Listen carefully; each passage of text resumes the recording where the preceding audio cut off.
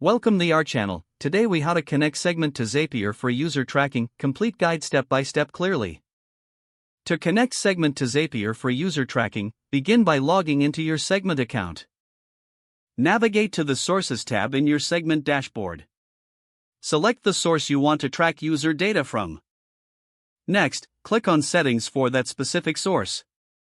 Locate the Integrations section within the settings. Click on Add Destination to open the Integrations menu. Search for and select Zapier from the list of available destinations. Once selected, click on Configure Zapier. You will need to copy the webhook URL provided by Zapier. Open a new browser tab and log into your Zapier account. In Zapier, click on Make a Zap to create a new workflow. For the Trigger app, search for and select Webhooks by Zapier. Choose the Catch Hook option and click Continue. Paste the webhook URL you copied from Segment into the specified. Click Continue and set up any additional options as needed. Once set up, click Test Trigger to ensure Zapier can receive data from Segment.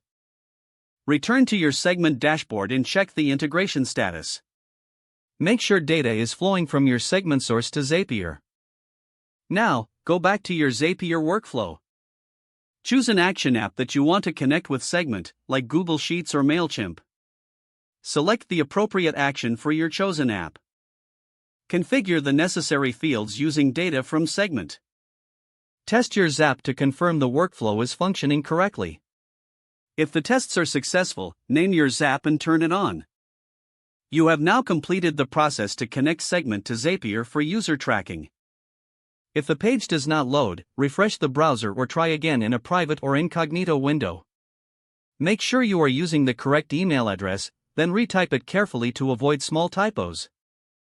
If your password is not accepted, use the reset option and create a new strong password you can remember.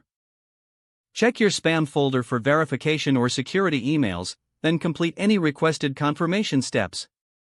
Enable two-factor authentication if available to improve account security and reduce unauthorized access risk. After signing in, review your profile details so your contact information and settings are accurate and current. Don't forget to like this video and subscribe to our channel for more step-by-step tech guides.